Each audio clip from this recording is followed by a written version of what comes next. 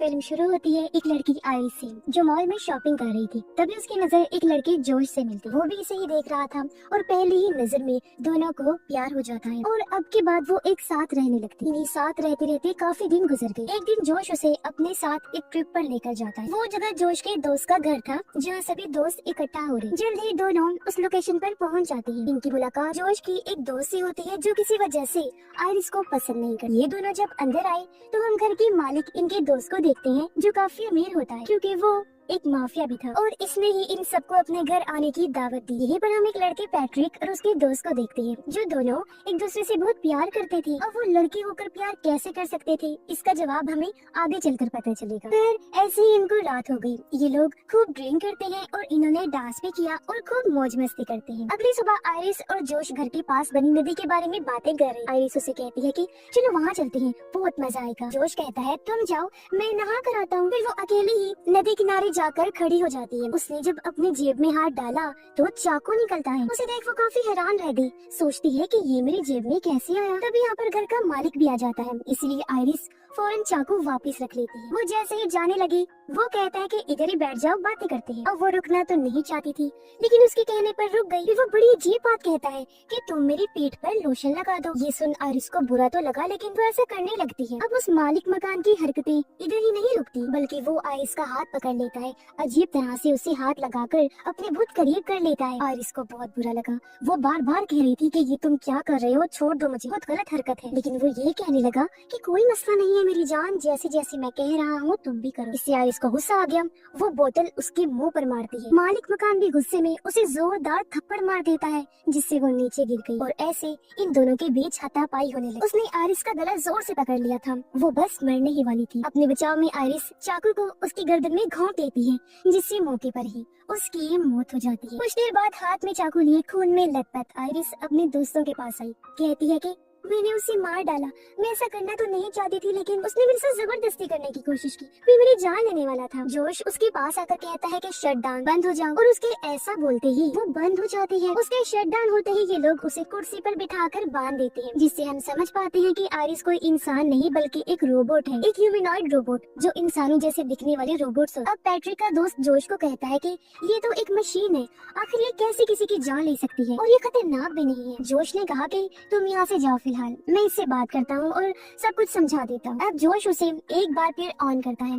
Iris अभी भी काफी घबराई हुई थी। वो बार बार एक ही बात किए जा रही थी कि मुझे माफ कर दो प्लीज, मैंने ये जानबूझ के नहीं किया। जोश कहता है कि तुम्हें उसकी जान नहीं लेनी चाहिए थी। वो तुम्हें कुछ नहीं कहता, जानते हो क्यों? क्योंकि तुम कोई इंसान नहीं हो बल्कि एक रोबोट हो। ये सुनकर आइरिस काफी चौंक जाती है क्योंकि आज से पहले वो इस बात से अनजान थी। कहती है कि ऐसा नहीं हो सकता, अगर मैं रोबोट हूँ तो फिर सब कुछ महसूस कैसे कर सकती हूँ? हर चीज को मैं समझती हूँ, तुम्हारे लिए फीलिंग्स, इमोशंस, जज्बात रखती हूँ, तुमसे प्यार करती हूँ। हमने बहुत सा वक्त साथ गुजारा है और बहुत ट्रिप्स पर हम साथ जा चुके हैं। इस पर जोश कहता है कि तुम सिर्फ एक मशीन हो और ये जो सारी चीजें तुम करती हो वो तुम्हारे प्रोग्राम्स हैं, यादें हैं जो तुम्हारे सिस्टम में डाले गए हैं। अब यहाँ से सीन उस टाइम में शिफ्ट होता है जब रोबोटिक कंपनी वाले पहली बार आइरिस को जोश के घर लेकर आए। कंपनी वालों ने उसे कहा था कि ये कोई आम रोबोट नहीं है बल्कि ये बिल्कुल इंसान ही है, इंसानों जैसे ही जज्बात रखती है। तुम बस एक बार इसके साथ प्यार दोस्ती वाला लिंक बना लो, रिश्ता बना लो, फिर ये हमेशा तुम्हारे साथ रहेगी, तुमसे प्यार करे। जब आइरिस का सिस्टम 100% एक्टिवेट हो जाता है तो जोश जाकर उसके सामने बैठ जाता है। आइरिस ने जब उसे देखा तो उसका चेहरा स्कैन करके उसके साथ प्यार वाला लिंक बना लिया, जिसका मतलब था कि मूवी की शुरुआत में जो सीन हमने देखा था यानी कि मॉल वाला, वो असल में नहीं हुआ था, वो तो बस आइरिस की यादों में डाला गया था। और इस तरह से इनके प्यार का रिश्ता बना होता है। आइरिस उससे प्यार करती है और उसे लगता है कि उन्होंने बहुत सारा टाइम साथ गुजारा है, लेकिन ऐसा नहीं होता क्योंकि इन्हें मिले हुए बस अभी एक हफ्ता ही हुआ था। लेकिन यादों की वजह से आइरिस को यही लगता है कि मैं कई सालों से जोश के साथ रह रही हूँ। जोश उसे ये भी बताता है कि तुम्हारी आंखों से जो निकलते हैं वो आंसू नहीं है बल्कि पानी है, क्योंकि तुम्हारे अंदर एक टैंकर है। जब तुम दुखी होती हो या इमोशनल होती हो तो पानी अपने आप ही निकलने लगता है। ये सारी बातें सुनकर भी आइरिस कहती है कि जो भी है लेकिन मैं फिर भी तुमसे प्यार करती हूँ। वो साथ साथ रो भी रही थी। तभी यहाँ पर जोश की दोस्त भी आ जाती है और पूछती है कि तुमने अभी तक इसे बंद नहीं किया। ये सुन आइरिस को भी पता लग जाता है कि ये लोग उसे बंद करने वाले हैं। अपने दोस्त से बात करने के लिए जोश उसे एक कमरे में लेकर जाता है। उनकी बातचीत से हमें पता चला कि ये सारा प्लान इन लोगों ने बनाया। दरअसल वो जानबूझकर घर के मालिक को मरवा कर उसका सारा पैसा खुद लेना चाहती थी। थी। जोश कहता है कि हमारा रास्ता साफ है बिल्कुल, मैं कंपनी के आने से पहले आइरिस को रीस्टार्ट कर दूंगा, यानी उसे दोबारा चला दूंगा। वो सब कुछ भूल जाएगी और हम उस पर ही इल्जाम लगा दें। उधर आइरिस को वही चाकू नीचे गिरा हुआ मिलता है। उसे लेने के लिए वो चेयर खिसका कर उस तरफ जाती है, फिर नीचे गिरकर चाकू लेने की कोशिश करती है, लेकिन इतनी ही देर में यहाँ जोश भी आ जाता है और जब वो आइरिस के करीब जाने लगा वो चाकू से उसकी गर्दन पर वार कर देती है, जिससे वो जख्मी होकर नीचे गिर गया। फिर वो खुद को भी छुड़वा लेती है और जोश का फोन लेकर घर से बाहर आई और जंगल की तरफ भाग जाती है। जोश की दोस्त उसे बस देखती ही रही, कुछ कर नहीं पाई। पैट्रिक की दोस्त को भी पता चल चुका था कि आइरिस की जेब में चाकू जोश ने रखा था। जोश उसे बताता है कि ये सब हमारा ही प्लान था और अब अगर कंपनी के आने से पहले हमने उसे नहीं पकड़ा तो हम सब फंस जाएंगे। वो एक पेन ड्राइव को सामने रखते हुए कहता है कि इसकी मदद से मैं आइरिस में चेंजिंग्स कर सकता हूँ और उसे पूरा बदल सकता हूँ, लेकिन इसके लिए हमें उसे पकड़ना होगा। अब जोश पैट्रिक के दोस्त को भी पैसे दिखाता है जिनके लिए ही इन्होंने घर के मालिक की जान ली। जोश कहता है कि इन पैसों के 3 हिस्से होंगे, एक मेरा, एक मेरी दोस्त का और एक तुम्हारा, जिन पैसों को हम आपस में बांट लेंगे। इस पर पैट्रिक का दोस्त कहता है कि 3 नहीं 4 होंगे। पैट्रिक को तुम कैसे भूल सकते हो, वो मेरे साथ है और उसे भी तुम्हें हिस्सा देना पड़ेगा। जोश कहता है कि नहीं, मैं ये नहीं करने वाला, इसे तो बस 3 ही होंगे। ये सुनकर उसका दोस्त जाकर पैट्रिक को शट डाउन कर देता है, वो बंद हो गया और हम समझ पाते हैं कि पैट्रिक भी एक रोबोट है। जोश की दोस्त उसे बताती है कि यहाँ टोटल $12 मिलियन है,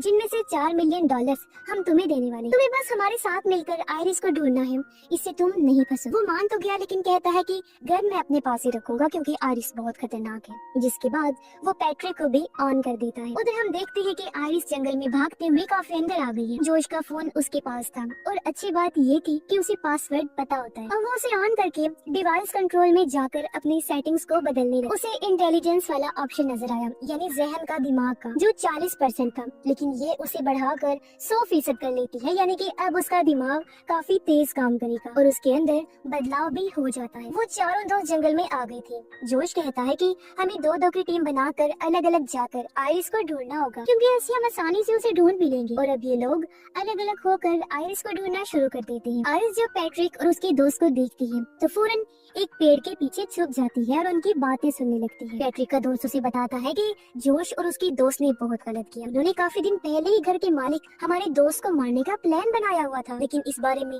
मुझे नहीं पता। हालांकि जोश कहता है कि वो मुझे दोस्त मानता है, लेकिन ये झूठ है। अगर दोस्त मानता होता ना तो मुझे इस बारे में जरूर बताता। उसे मरवाने के लिए जोश ने आइरिस को इस्तेमाल किया। उसे इसीलिए खरीदा क्योंकि आइरिस की मदद से वो उसे मरवाना चाहता था, क्योंकि ऐसे उसका काम आसान था। और अब जब वो फंस चुका है तो मुझसे मदद मांग रहा है। ये सुनकर पैट्रिक कहता है कि मैं भी तो एक रोबोट हूँ ना, तो क्या तुम भी मेरे साथ ऐसा ही करोगी? दरअसल उसे पता चल चुका था कि मैं एक रोबोट हूँ। उसका दोस्त ये सुनकर पहले तो काफी हैरान हुआ, पूछता है कि तुम्हें ये कैसे मालूम हुआ?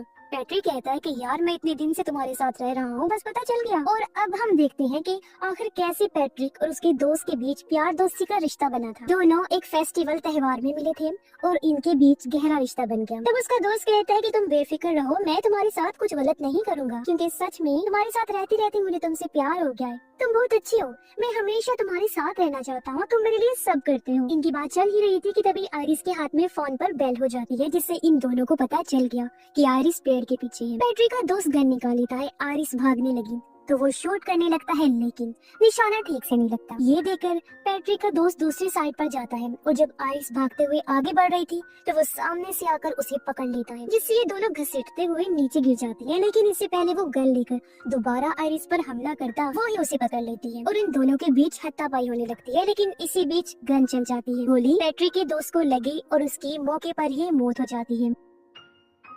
अब ये सब कुछ ऊपर खड़ा हुआ पैट्रिक भी देख रहा था। और अब जब जोश उसकी दोस्त भी यहाँ आई तो आइरिस भागकर घर की तरफ आती है। वो जोश की हाईटेक कार में बैठ जाती है और उसे लॉक कर लेती है। तब तक जोश भी यहाँ आ गया था, जो दरवाजा खोलने की कोशिश करने लगा, लेकिन कार चल नहीं रही थी क्योंकि वो सिर्फ आवाज के कमांड देने पर ही स्टार्ट होती थी। आइरिस ने जब अपनी आवाज में गाड़ी को चलने को कहा तो वो मैच नहीं कर, उसके पास वक्त कम था क्योंकि जोश भी कांच तोड़ने लगता है। अब आइरिस अपना दिमाग लगाती है, वो सेटिंग्स में जाकर अपनी आवाज को बदलकर जोश जैसा बनाने लगती है। जल्दी उसकी जैसी आवाज बनकर मैच हो गई और गाड़ी स्टार्ट हो जाती है और आइरिस यहाँ से भाग गई। लेकिन जोश का भी बहुत दिमाग चलता था, वो फौरन घर के अंदर आया। घर के मालिक का फोन लेकर पुलिस में रिपोर्ट कर देता है कि मेरी गाड़ी चोरी हो गई है। जैसे रिपोर्ट दर्ज हुई, गाड़ी एक रोड के किनारे आकर अपने आप ही बंद हो जाती है। फिर जोश उसी फोन से अपने फोन पर कॉल करता है और जब आइरिस ने फोन उठाया तो जोश कहता है कि प्लीज तुम घर वापस आ जाओ, मैं सब कुछ ठीक कर दूंगा। तुम एक रोबोट हो तो तुम्हें कोई सजा नहीं मिलेगी और अगर तुम्हें इस बात का दुख भी हो रहा है तो कोई बात बात नहीं, मैं तुम्हारे अंदर बदलाव कर दूंगा जिससे तुम सब कुछ भूल जाओगी और हम फिर से एक साथ रहने लगेंगे। इस पर आयरिस कहती है कि बिल्कुल नहीं, अब मैं दोबारा तुम पर भरोसा करके गलती नहीं कर सकती। तुमने तो घर के मालिक को मारने के लिए मुझे इस्तेमाल किया है। जंगल में पैट्रिक और उसका दोस्त बातें कर रहे थे और मैंने उनकी सारी बातें सुन ली है। मैं यहाँ से दूर चली जाऊँ, दोबारा लौट के तुम्हारे पास नहीं आऊंगी, क्योंकि अब मैं भी जीना चाहती हूँ। अब जैसे ही कॉल बंद हुई, जोश भागकर पैट्रिक के पास आता है। वो उसके दोस्त का फोन लेकर पैट्रिक में चेंजिंग्स करने लगा और उसके गुस्से को 100% बढ़ा देता है। ये बदलाव करने के बाद वो पैट्रिक को रीस्टार्ट कर देता है और जब वो दोबारा अपनी आंखें खोलता है तो इस बार उसके सामने जोश था। तो अब इन दोनों के बीच प्यार दोस्ती का रिश्ता बन जाता है और पैट्रिक अब जोश से प्यार करने लगता है। जोश उसे कहता है कि तुम मेरे साथ रहना चाहते हो ना, अलग नहीं रह सकते ना, लेकिन आयरिस हमें अलग करना चाहती है, तुम्हें जाकर उसे रोकना होगा। उधर जब आयरिस गाड़ी का कांच तोड़ रही थी तो यहाँ एक पुलिस ऑफिसर आ जाता है। वो ये देखकर गाड़ी से उतरकर बाहर आया। तब तक आयरिस भी बाहर आ चुकी थी। अब आयरिस को ऐसे प्रोग्राम किया गया था कि वो झूठ नहीं बोले। और जब ऑफिसर उसे पूछता है कि तुम यहाँ पर क्या करने के लिए आई हो, तो वो कहती है कि पास में ही एक घर है, हम सब दोस्त वहाँ एंजॉय कर रहे थे। अब ऑफिसर को पता था कि वो घर किसका है, इसलिए वो आयरिस को कहता है कि मेरे साथ चलो, मैं तुम्हें सही सलामत उसके पास छोड़ रहा था। ये सुनकर आयरिस बता देती है कि मैंने उसे जान से मार डाला और अब मेरी दोस्त मुझे जान से मार देना चाहते हैं, इसलिए मैं दोबारा उनके पास नहीं जाना चाहती। इतनी ही देर में यहाँ पैट्रिक आ गया। वो ऑफिसर पर हमला कर देता है, पहले उसे पीटता है, फिर बुरी तरह उसे जान से मार डालता है। फिर वो जोश का फोन लेकर आयरिस को शट डाउन करता है और उसे लेकर वापिस आ जाता है। अब जब जोश की दोस्त को सारा मामला सीरियस होता नजर आया तो वो सारे पैसों को पैक करने लगी। जोश से कहती है कि मैं तो यहाँ से जा रही हूँ, अब इस मामले को तुम्हें निपटाओ। जोश कहता है कि तुम मुझे अकेले छोड़ के नहीं जा सकती, मैंने तुम्हारी ही खातिर घर की मालिक की जान दी और अब तुम्हें भी मेरे साथ रहना होगा, समझी? लेकिन वो नहीं सुन, जिद करके यहाँ से जाने लगती है। तब जोश उसे रोकने की कोशिश करता है। जब वो नहीं सुनती तो वो पैट्रिक को उसे रोकने का कहता है। और अब जान ही गई होंगे कि पैट्रिक ने उसे कैसे रोका, क्योंकि उसका गुस्सा सोफी से था। वो उसकी पीठ में चाकू घुसा देता है, जिससे वो बुरी तरह जख्मी हो गई और तेजी से उसका खून निकलने लगा और जल्द ही वो भी दम तोड़ देती है। अब उसकी लाश को ठिकाने लगाने के बाद जोश फिर से आयरिस को ऑन करता है, लेकिन उसने आयरिस के हाथ कुर्सी से बांधे हुए थे और अब वो चाह कर भी कुछ नहीं कर सकती। जोश कहता है कि मैं तो सिर्फ तुम्हारे अंदर चेंजिंग्स करके तुम्हें रीस्टार्ट करना चाहता था ताकि तुम्हारे अंदर का सेव डेटा डिलीट हो जाए, लेकिन अब मुझे लगता है कि तुम्हें खत्म कर देना चाहिए। आयरिस, जिसका दिमाग 100% काम कर रहा था, कहती है कि मैं सब जानती हूँ कि तुम्हें क्या अच्छा लगता है क्या नहीं। वो और भी कई सारी बातें करती है जो सिर्फ जोश के दिमाग में चल रही है, जिससे जोश को अंदाजा हो गया कि उसका दिमाग कितना तेज काम कर रहा है, इसीलिए वो उसकी इंटेलिजेंस को 0 कर देता है, यानी दिमाग बिल्कुल खत्म। जिससे अब वो जोश के कंट्रोल में आ गई। जैसे जैसे वो कह रहा था आयरिस बिल्कुल वैसा ही कर रही थी। वो उसका एक हाथ आगे करके नीचे मोमबत्ती रख देता है। ऐसा उसने इसलिए किया ताकि उसे तकलीफ हो और वो जलने लगती है। अब जोश कंपनी में फोन कर देता है ताकि वो आकर आयरिस को ले जाए। आयरिस का पूरा हाथ जल गया और उसका अब मशीनरी वाला हाथ नजर आने लगता है और अब वो पैट्रिक को कहकर आग बुझवा देता है। फिर उसके कहने पर आयरिस गन हाथ में लेकर अपने सर पर रख लेती है और जब उसने चलाने को कहा तो वो खुद को शूट भी कर लेती है, जिससे अब पूरी तरह वो खत्म हो जाती है। कुछ टाइम बाद रोबोटिक कंपनी वाले लोग जब आयरिस को लेने आए तो वो इन्हें झूठी कहानी सुना देता है। गवाही के तौर पर उसने पैट्रिक का रूप पुलिस वाला बना दिया था। वो जोश की हाँ में हाँ मिला रहा था, इसलिए कंपनी वाले उसकी बात का यकीन कर लेते हैं। लेकिन एक वर्कर कहता भी है सच जो भी है वो तो हम पता लगा ही लेंगे, क्योंकि फ्रॉड से बचने के लिए हमने हर रोबोट के अंदर एक डिवाइस लगाई होती है जिसमें सब कुछ रिकॉर्ड होता रहता है। और अच्छी बात तो ये है कि वो डिवाइस रिकवर हो सकती है क्योंकि गोली आयरिस के सर में लगी है, जबकि वो डिवाइस तो पीछे कमर में लगी हुई है। ये सुनकर जोश काफी टेंशन में आ गया, क्योंकि अगर डिवाइस रिकवर हो गई तो उसकी असलियत सबके सामने आ जाए। खैर कंपनी वाले आयरिस को अपने वैन में डाल देते हैं ले जाने के लिए और उसे रीस्टार्ट के प्रोसेस पर लगा देते हैं। लेकिन इससे पहले वो यहाँ से जाते इनके सामने पैट्रिक आ जाता है। वो ड्राइवर को शूट करके उसकी जान ले लेता है। दूसरा आदमी ये देखकर डर गया और अपनी जान बचाने के लिए जंगल में भाग जाता है। आयरिस का रिस्टार्ट जैसे ही पूरा हुआ वो जाग जाती है। जंगल में पैट्रिक भी उस दूसरे वर्कर तक पहुँच गया था और उसकी गन में गोलियां खत्म हो गई थी, इसलिए वो गला दबाकर उसे मारने लगता है। इतनी ही देर में यहाँ आयरिस भी आ गई। वो पैट्रिक पर हमला करती है लेकिन उसे कोई फर्क नहीं पड़ता, उल्टा वो ही आयरिस को थप्पड़ मारकर नीचे गिरा देता है और वो हमला करने के लिए आगे बढ़ा। तब आयरिस कहती है कि जोश ने तुम्हारी यादों को मिटा दिया है, वो तुम्हारा दोस्त नहीं है बल्कि वो तो सिर्फ तुम्हें इस्तेमाल कर रहा है जैसे मुझे किया था। तुम्हारा असली दोस्त जिसे तुम प्यार करते थे वो मारा गया है। तुम याद करने की कोशिश करो कि जोश तुम्हारा प्यार नहीं है। और अब जब पैट्रिक अपने दिमाग पर जोर डालता है तो उसे धीरे धीरे सब याद आने लगता है कि हाँ सच में मेरा दोस्त जिसे मैं प्यार करता था उसकी तो मौत हो गई है। वो इस सदमे को बर्दाश्त नहीं कर पाता और अपनी भी जान ले लेता है। अब आयरिस कंपनी के दूसरे वर्कर को कहती है कि मुझे तुम्हारी मदद चाहिए। तो वर्कर ने उसके अंदर वैसा कर दिया जैसा वो चाहती थी। फिर आयरिस जोश के पास जाती है। वो अपने फोन से उसे बंद करने की कोशिश करता है, लेकिन वो बंद नहीं हो रही थी क्योंकि वर्कर ने आयरिस के अंदर बदलाव कर दिए थे। चेंजिंग्स के बाद अब उसे कोई कंट्रोल नहीं कर पाएगा। इस बात से आयरिस को खुशी होती है। अब आयरिस जोश पर गन तान देती है। जोश उसे कहता है कि तुम मुझे नहीं मारोगी क्योंकि तुम मुझसे प्यार करती हो ना। यहाँ आयरिस एक बार फिर उसकी बातों में आ जाती है, लेकिन वो उस पर हमला कर देता है, उठा कर इधर उधर मारने लगा। फिर वो उसे पकड़ कर कहता है कि तुम्हें कैसे कंट्रोल करना है मैं अच्छे से जानता हूँ। उसके हाथ में गन थी और इस बार वो आयरिस को वहाँ मारने वाला था जहाँ उसका डेटा सेव होता है, लेकिन वो इस बात से अनजान था कि आयरिस के हाथ में भी हथियार है, जिसे वो बिना टाइम गवाए उसके सर में घुसा देती है, जिससे मौके पर ही वो मारा जाता है। इसके बाद हम देखते हैं कि आयरिस अपनी जिंदगी में बहुत खुश है, काफी अच्छे से वो रह रही है बिना किसी के कंट्रोल में। अब उस पर हुक्मरानी करने वाला कोई नहीं था, वो बिल्कुल आजाद, वो जो चाहे अपनी मर्जी से कर सकती थी। सारे पैसे और एक आलीशान कार को लेने के बाद कहीं और रहने के लिए चल पड़ती है। उसे उम्मीद थी कि मेरी नई जिंदगी बहुत खुशहाल होने वाली है। और इसी के साथ ही इस फिल्म की कहानी यहीं पर खत्म हो जाती है।